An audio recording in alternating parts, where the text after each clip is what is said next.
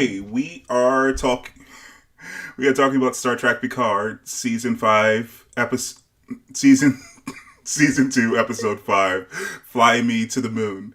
We are going to give our reviews of the episode, and then we're going to do a spoiler breakdown of the episode starting now. Welcome to the Nerd Soul Show. I'm Nathan. I'm David. And I'm Condra. Hey, so the logline for this episode is Picard discovers an important person from his past may be integral to the divergence in the timeline. Q continues his manipulation of the timeline, taking an interest in Dr. Adam Soong. Seven and Raffi attempt a daring rescue of Rios, while Jurati faces the consequences of her deal with the Borg Queen.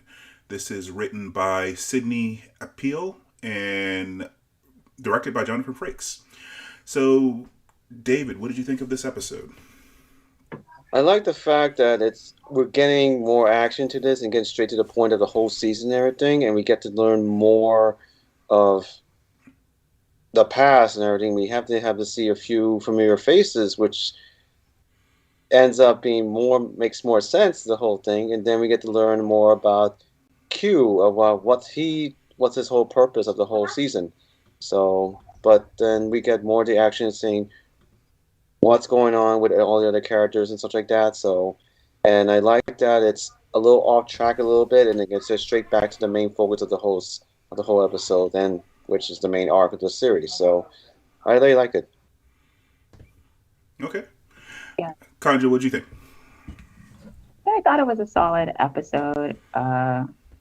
The adventure with Raffi and Seven continues. Mm-hmm. I feel like they calmed that down a little bit. And the relationship between Agnes and the Borg Queen, I think that takes, a turn, I guess.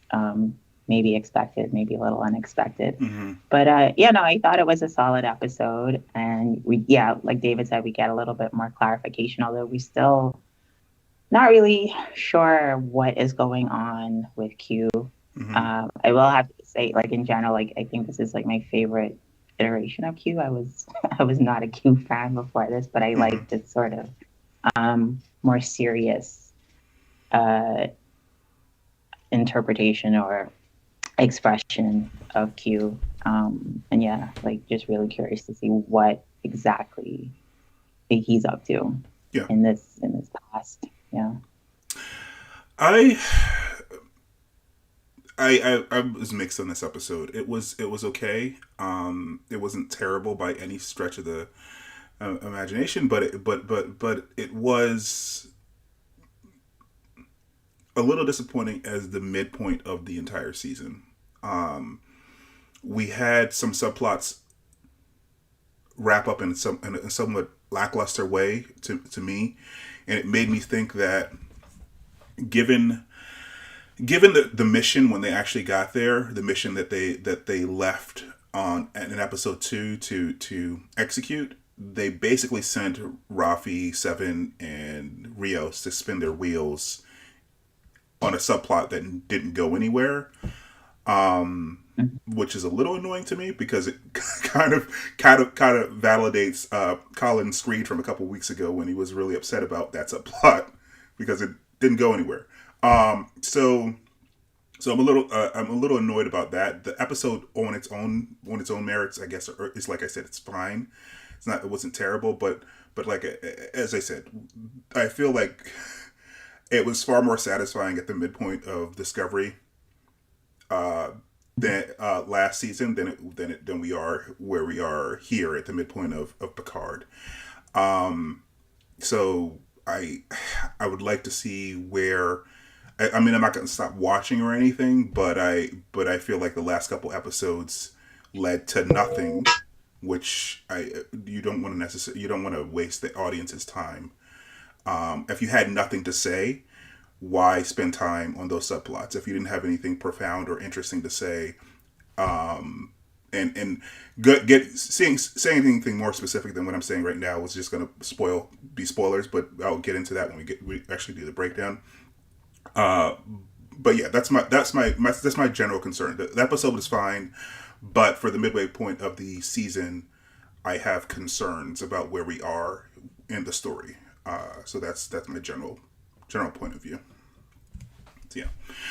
All right. So if there is nothing else, we can jump into, I guess, a spoiler breakdown of the episode. But before we do that, if you are enjoying the conversation, if it's useful for you, please join the conversation by commenting down below, like and subscribe to help out the channel. We would appreciate it.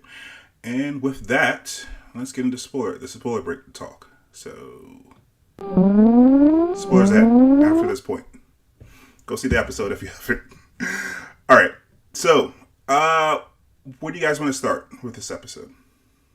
Let's start with like you said earlier about a subplot that leads to nowhere, which is the Rios. A couple weeks ago about Rios being captured by ICE, and then all of a sudden you just be rescued and everything, and then it was released.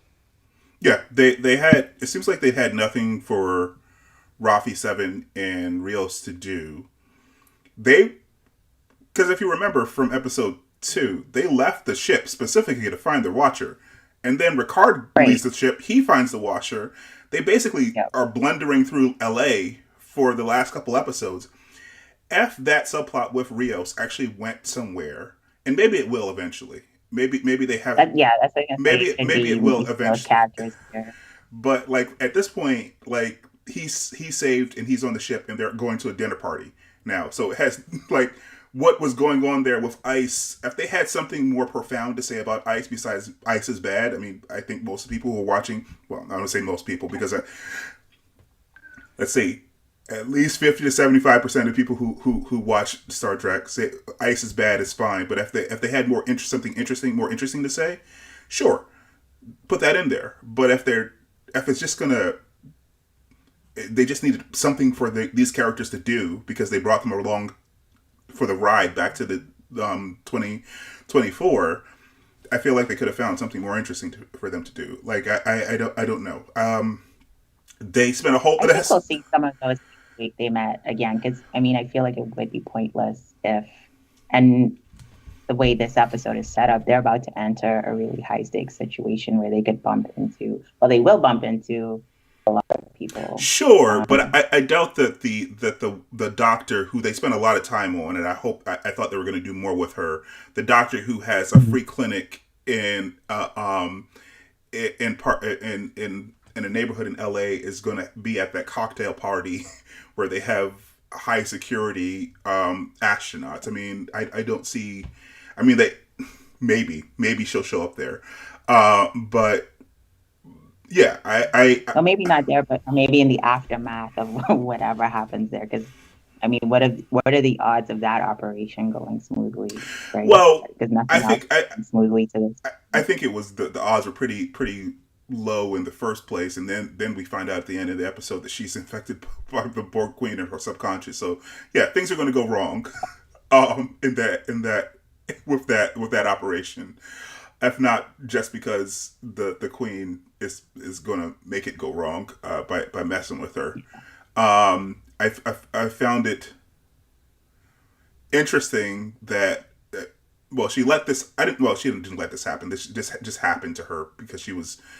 I think she was overcome at the end of the episode when she shot her. She shot her in the middle of the episode. She was overcome by some sort of feeling because she was linked to her, and then she was infected by her, and I guess infected by her to such an extent that she completely neglected to mention any of this to them. So she knows that this is happening to her, and she knows that she's compromised. So, and she didn't tell anyone. So yeah, that's going to be a problem for them that they're going to have to navigate. Yeah. So we shall see how that goes. But yeah, I don't know if the subplot with Rios is done, but it looks like it's done because the way that everyone was freed. Now we're on to the next thing. So I don't know. Maybe the doctor shows up again, and then we will see the full arc of what that was supposed to be, or what they were supposed to be communicating to the audience about a couple things. So thematically, it works with what they started with. They started with this totalitarian human society that was exterminating aliens, right? So to go back in time and to see the seeds of that in our society, where we're mistreating people and calling them aliens, those things work together thematically, and then they didn't do anything with it. So yeah, I don't know. So maybe they'll do something with it later on in the season, but it looks like they dropped the subplot for right now. So I don't know how you guys felt about it, how it seemed in this episode. Yeah, no, I agree with you. Like, they just sort of tied it up pretty neatly. But I also think, like, in some way, some of those people, we're going to see them again, you know, in the later half of this season. I think probably certainly maybe in helping them get back to either their timeline or whatever. Like, you know, I think that makes sense. Like, it would be really awkward to just sort of to leave it untouched. And then this event, this ball that they're going to, like the level of security, I sort of sticking with this theme that there's a separation of people. So we saw in that episode with Guinan, you know, the all of the unhoused people, right, in the little the sanctuary city. Yeah. And so they're definitely, like setting up or reminding us maybe that even in this time, there, like you said, there's that separation of, you know, sort of elites, native-born people, or however you want to call them, and then immigrants, aliens, right? So they're sort of making a very clear distinction between those two groups of people. So I think it'll come back. I hope so. Otherwise, they wasted our time, and like they sort of wasted our time with Rios. Like, at least something was happening with him, but they definitely wasted our time with like Seven and Raffi, except for the fact that they were sort of doing relationship stuff like between the two of them, but they weren't actually on a mission until they had to go save Rios, because they got sidetracked from the mission of like I think they went up on a tower and scanned once, and then they figured out Rios was missing, and then that became their mission. So yeah. And Raffi does seem to have like calmed down a little bit, because that was it last week. A little, except for she's like seeing hallucinations now as well. Yeah. Well, yeah, that too. She mistook one of the immigrants for Elnor. So So, but they seem to have a plan. They seem to be, you know, cohesive and coherent. Because I think Raffi was also just really upset at Picard as well, and she didn't challenge on the mission on this whole idea. Right, on this mission, right? And they all seem sort of skeptical about Agnes's role, because her role is crucial, because they have to physically get somebody into the location. They can't just all transport in, right? So she has to hijack the security system to make it okay for the rest of them to be there. So which sort of makes sense, but sort of also doesn't necessarily make sense, because if their new ally Tillin can do that for one, she can do it for one person, but only for a short period of time. I'm not sure how she's doing it remotely. Yeah, it can't be done remotely, but whatever. I'm just hand wavy that, I guess. So they have Agnes going in to get the rest of them in. They show a scene from the next episode, and Picard is in the party. So I guess Agnes does whatever she needs to do. I don't know if that means that the mission is going to be a success, but she at least gets them in. That's fine. We got in this episode what the actual mission is. That mission is to protect Picard's ancestor, right? Renee, who is going to be an astronaut, or should be, or history has her as an astronaut, and we see Q messing with that in a very limited way, not the way he usually messes with things, because we saw at the end of the last episode he doesn't have all his powers anymore. So there's still like mysteries going on with why Q is doing things in a indirect way, whereas before we always saw him working directly, because he doesn't have to need to nudge people by becoming their psychiatrist, or nudge people by holding out a cure. He can just do whatever he wants to in the past, right? So like, it's interesting, and it's very curious what's going on there. So that's still holding my interests, because there definitely is another shoe to drop with Q and what's going on with him. I thought that he wasn't going to be the thing that caused this issue, but maybe he is the thing that caused this issue. I don't know. It's still unclear what his goals are.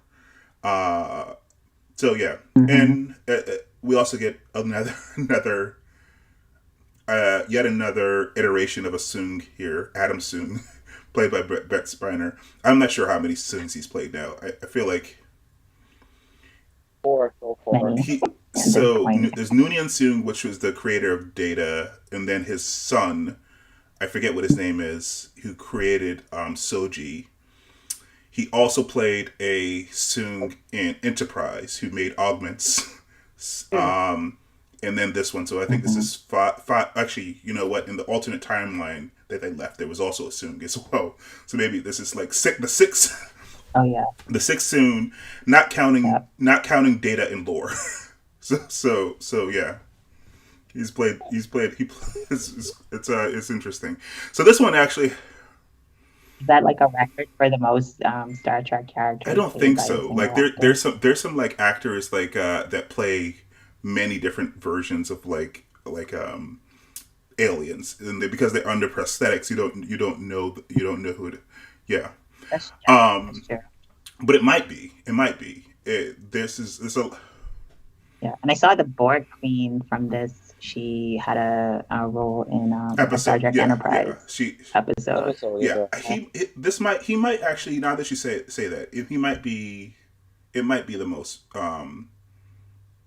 characters. I mean, it's sort of like a bunch of characters from the same family, but it's still different characters. Technically, because I'm thinking of like what's his name, Combs, the guy who played Wei-Yun in DS9. Yeah. He plays a lot of different characters. He also played the Andorian in Enterprise. He played the cool very brash Andorian in Enterprise. Yeah. He also played something else. So like he's played a lot of his last name is Combs, so I can't remember his first name.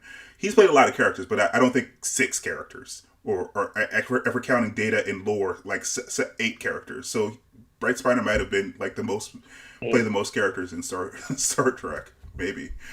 So he has a daughter, which is the same actress who plays Soji. Her name is Cora, or Kore, or how am I pronouncing it right?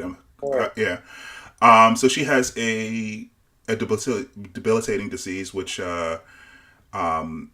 doesn't allow her. So I know there's a disease that definitely burns your skin if you go out in the sun, but I don't know if there's also another one that if you breathe in air I mean, you're the biologist. I don't know if you know of.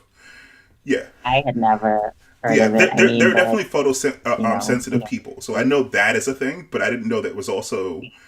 She might have multiple immune issues, but yeah, he's looking for a cure for her, and apparently there's some conventions against genetic testing, because in this timeline in the Star Trek universe in 1990,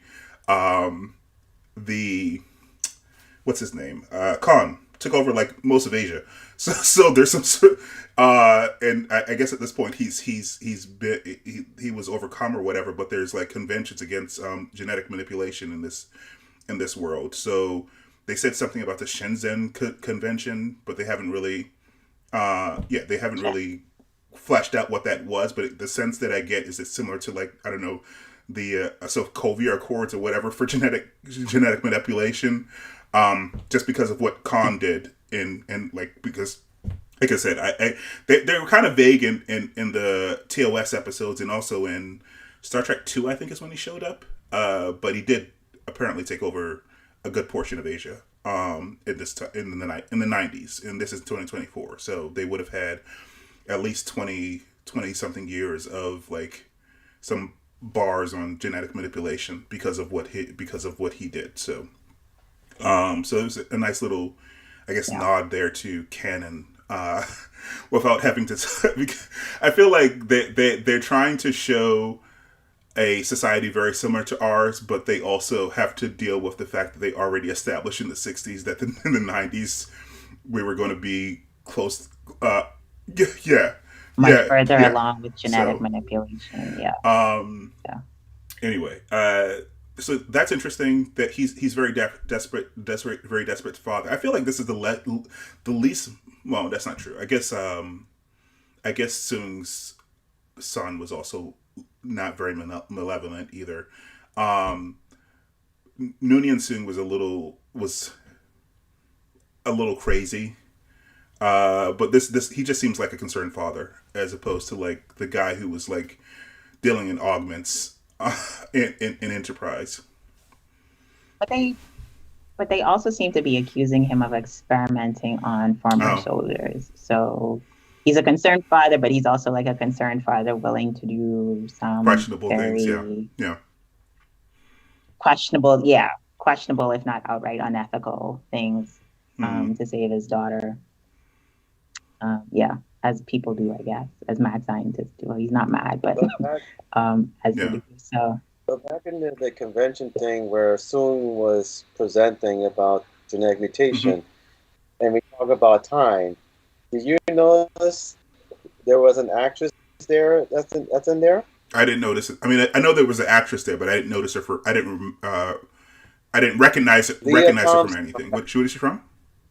Leah Thompson from Back to the Future. Oh, that was her. Yeah, the director. Yes. Didn't she? The previous episode. Okay, that was her. Okay. Yeah. And she was the middle center person in the middle. When I look at her, I was like, "Is that what I think it is?" And like, so that's a good nod, especially that's the time-related thing. So yeah. So we don't know what Q is spinning Adam up to do, but at this point, as he said, as Adam says, I'm paraphrasing. I might not get his words right. He said, "I'm your hostage," or I'm your You have me. Yeah, I have to. Whatever you want, I'll do it. But we don't know. As in typical Q fashion, he gives him a cure, but it only works. I saw that coming. Like I didn't see it. I knew that it was going to work. But I also knew it was going to not necessarily last for very long. I didn't think it was going to last like a couple seconds, which was which was very short. But yeah, I could see that coming.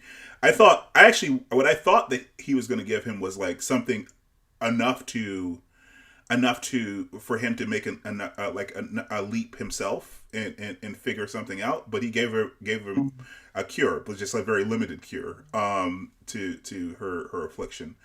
So yeah, I guess we'll see. Picard and what's her name, Talon.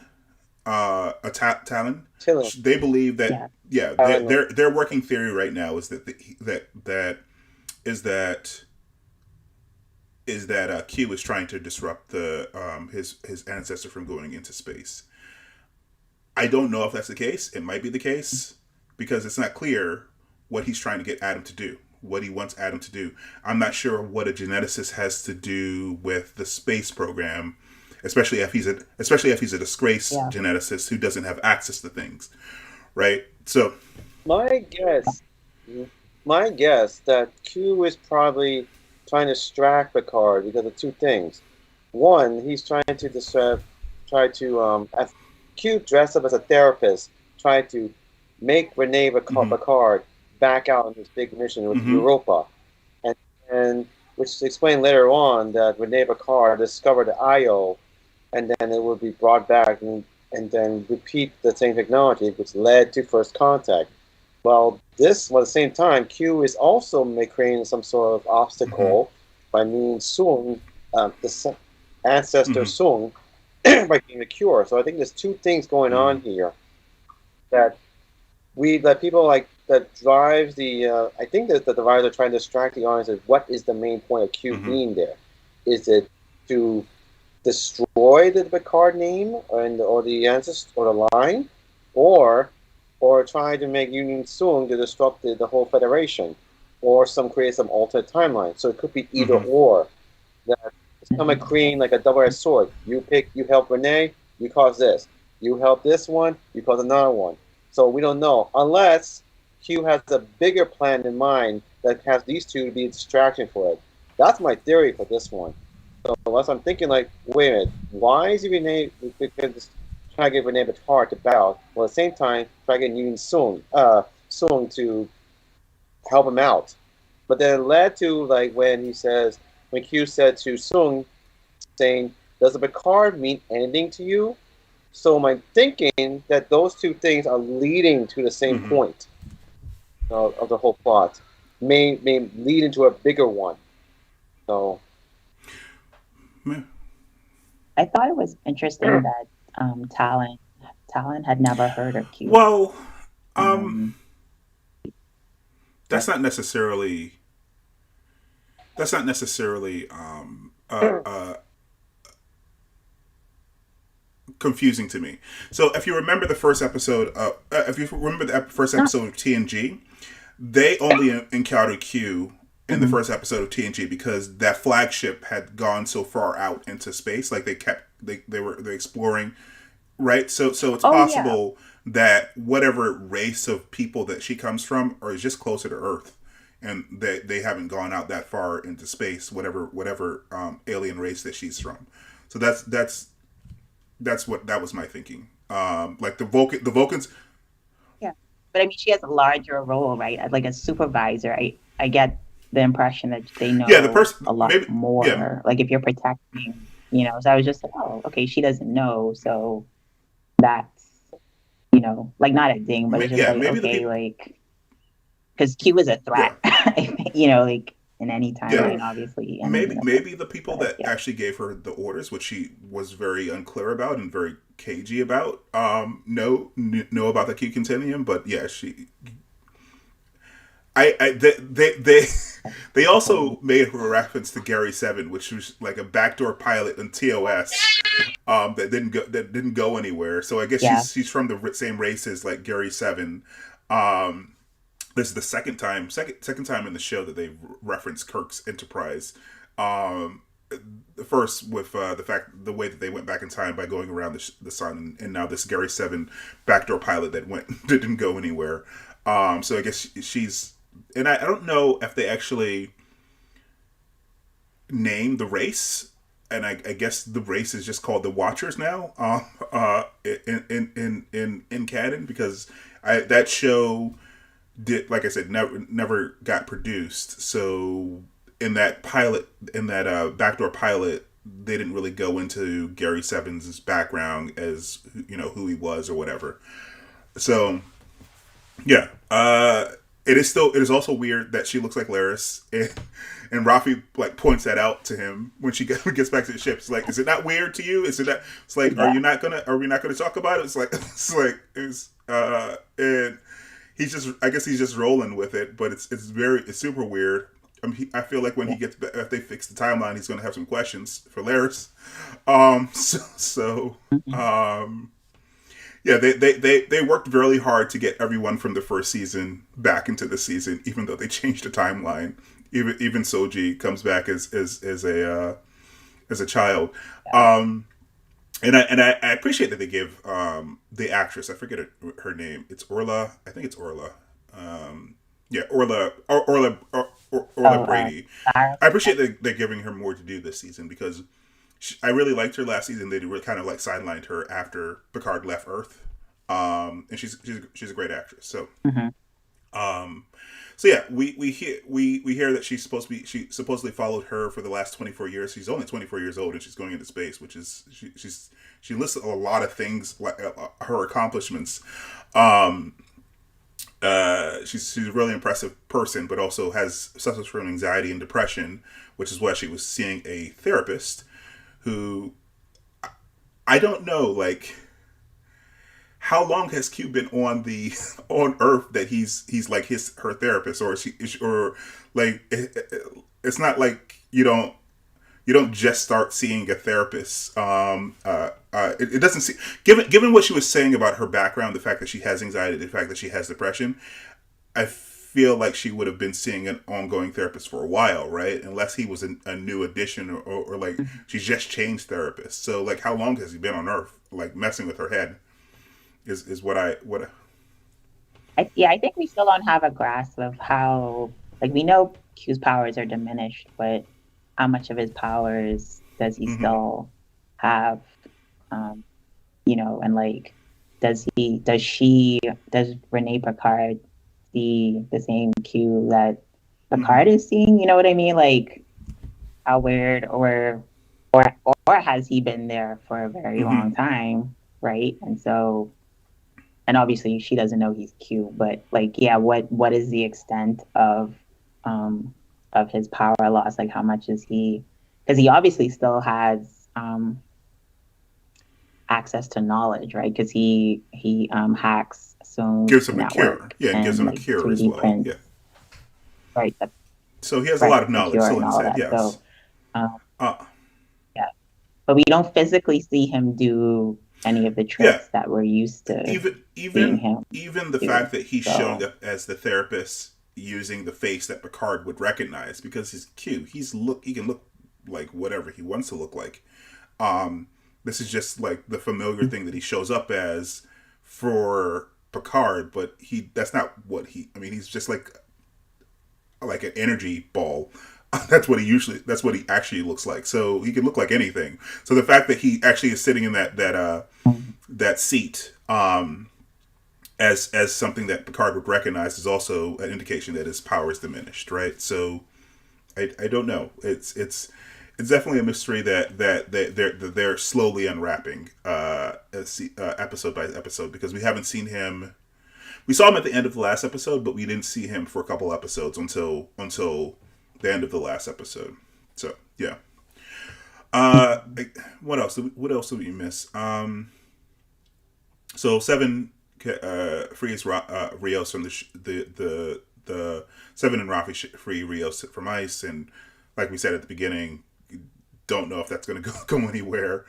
The Borg Queen calls the police, the French police, and has and gets a cop to save her, come and save her, and he ends up almost dying. So Jurati has to shoot her, and we see a flashback at the end of the episode of what actually happened there. As we said, she gets infected by Borg nanobots, and she now has the Borg's consciousness in her body. Nanoprobes is what I meant to say. So I think that's the last thing. they returned the cop without his spleen. Like, nobody seemed concerned that they were immunocompromising this man for the rest of his life. But I was like, oh, that's I mean, is cute. she apparently did a lot of surgery on him. Like, she said that she was able to save most of his organs except for his spleen. So like, I mean, I don't know what she did to him. I'm not sure what the Borg Queen did to him, but she messed him up a lot for her to have to do that much major surgery on that ship. So I guess that's that was the best case scenario for what I mean. I get, yeah, no, yeah. He Yeah, can live without his spleen. but So. I don't know. I guess she shredded him in like he was on death's door. Like if they didn't have like a 24th century medicine, he definitely would have died from his injuries. So yeah, they did. She patched him up the best that she could, and also she wiped his memory, which we've also seen in previous episodes of Star Trek, but specifically TNG. I think they've done. They did one in DS9 as well, because they removed Worf's brother's memories in an episode also. Mm. So So it's definitely something that's canon, that they can do that they have the technology to do that. And I mean, it's just a human, so they definitely understand their physiology. So though that I don't think that's going to go anywhere else except for, like you said, that guy is now immunocompromised because he doesn't have a spleen. So so yeah, I think that was the end of the episode. Like I said, they try to get into they hashed a plan to get into this party that that Renee is going to go to, but she seems to be like on a knife's edge on whether or not she is going to whether or not she's going to go on the trip or not to Europa. Apparently, she's supposed to be in the regular timeline. She's supposed to discover some sort of like microbe or something like that. Is that what they said? Yeah. Some microorganism called IO, and that's when they create like this other, which she became the pioneer of exploring further galaxies and everything, which led to creating these ships and everything, which led to the ship in First Contact. So she's like the Picard that pioneers of the idea of space travel and everything, and figure out other resources and other ways to, to the planet and everything. But we don't know what else is going to happen and everything, because it could be Picard leading at the one thing, or Soong could lead to another thing, but in the right direction. Because right now, Soong is like greedy. Well, I won't say greedy because it's for the sake of his daughter, but he really wants to really get his science out there to the world. Yeah, it's interesting also to me that Picard has so many famous ancestors that he has no idea about this on. Like this, I feel like he's getting a download from this watcher on one of his ancestors. And it's not like an ancestor that lived like 1,000 years before he was born. It was an ancestor a few generations ago from him. It's like his great aunt or his great great aunt maybe. So I guess he does say like the records from the period are. Oh yeah. That is true. They did mention that, because after this, World War III is going to happen. So like after this time period, World War III is supposed to happen. So it's possible that yes, a lot of this stuff would have been lost. So yeah, okay, that makes sense. Okay, yeah. Yeah. So all your embarrassing like tweets and TikToks are gone. That's the upside to the fact that we'll live through World War III, or at least in this world, assuming they have Twitter and whatchamacallit, because it's funny. But yeah, any other I guess final thoughts? Anything I missed in I guess recap, or anything we missed? No. Pretty much covered everything. All right.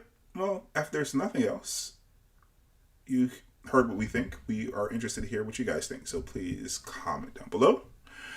Like and subscribe for more content like this. And we will see you next week. Thanks, guys. Bye.